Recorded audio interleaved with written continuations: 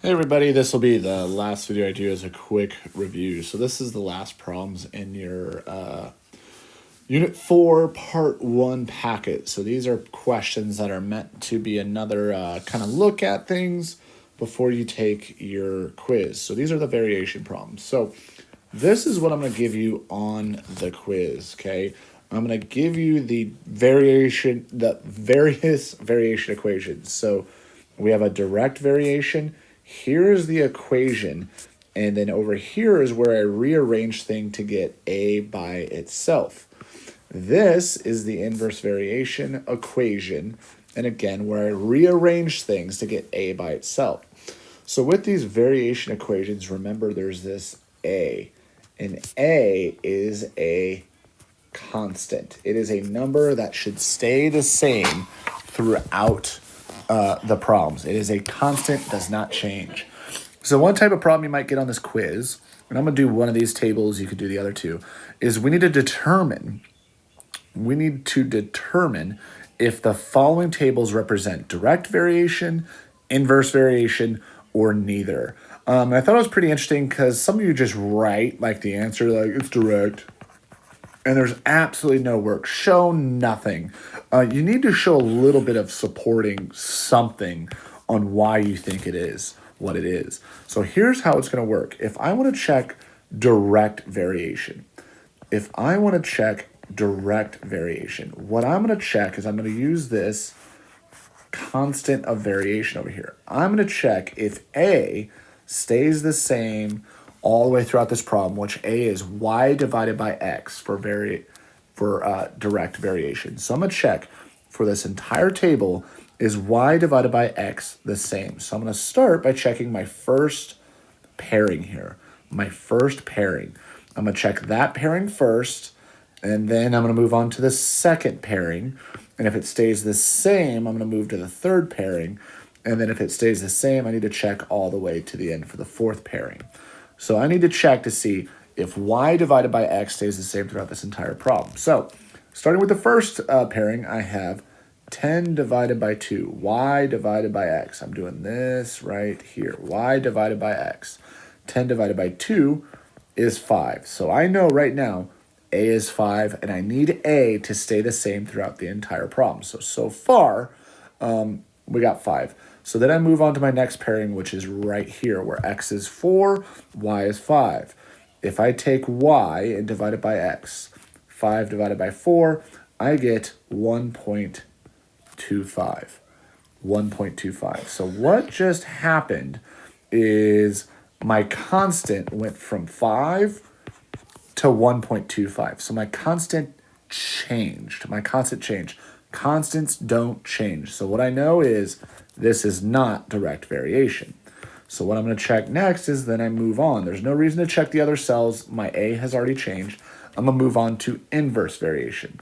Now with inverse variation, I know my constant A for inverse variation is x times y. So I'm going to check x times y throughout this entire table. Start with the first pairing, 2 times 10. So I'm looking right here. 2 times 10, which is 20. So I'm hoping my A, which is 20, stays 20 throughout this entire table. Move on to the next pairing. 4 times 5, 20. Good. Got a 20, got a 20. Then I move into my third pairing. 5 times 4, 20. Good. So far, so good. My constant is staying the same, but I got to check the whole way.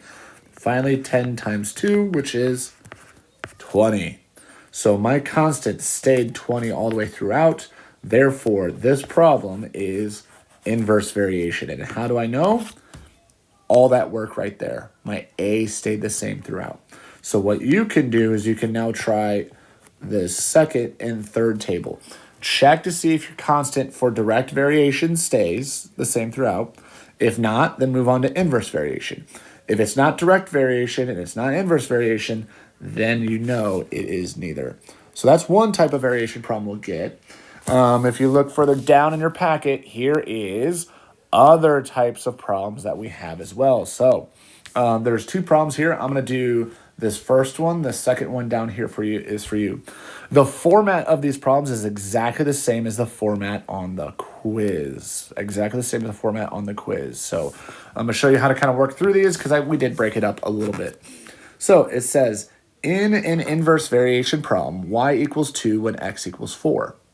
In part A here, it says write the equation. So I'm looking for an equation. I'm looking for something like y equals 20 divided by x, or y equals 7 times x. That is an equation. I want something that there is no number for x, there is no number for y, but there is a plugged in. So I need to write an equation of variation to represent this situation.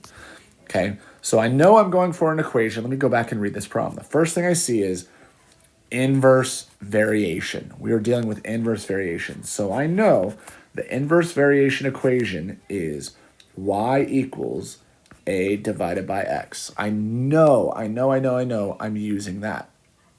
So the other piece of information is they tell us y equals 2 when x equals 4.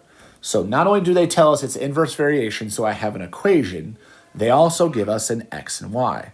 So what I'm going to do is let's just plug in my x and plug in my y. So really what we have is 2. I replace my y with 2.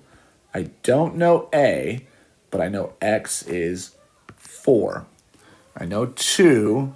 I know 4 for x. So let's just solve this for a. Let's figure out what our constant is. So trying to get a by itself, I would multiply by 4, multiply by 4, which would mean a is 8. Once I know my constant, I can create an equation. So putting it all together, I have y equals, I'm going off this guy over here, y equals, instead of a, let's put our constant, which is 8, divided by x. This right here is your answer to part A. Y equals 8 divided by x. Then let's move on to B. Using your equation in part A. So I'm like, okay, I'm using this. Y equals 8 divided by x. Find the value of y when x equals 16. So we're going to use our equation in part A, which I got it. And they also tell us x equals 16. So let's just plug that in. So I still have y equals 8. But instead of divided by x, let's do divided by 16. And 8 divided by 16 is 0.5. Or you could even say 1/2. So there is your answer to the second part of this. 0.5, 1/2. I'm fine with either or answer. You don't need to be decimal. You could be fraction. Either or works. So in part A, you're setting up an equation. Part B, you're using that equation to find an answer. Okay, there's another problem there for you to do. If you've now watched both of my videos, you got a recap on all the graphing problems. You got a recap on all the variation problems. The only other thing I would make sure you know going into this quiz is make sure you know the first page of this packet, which is factoring. Okay, we'll talk about more of this stuff on Tuesday. Looking for a quiz on the long day.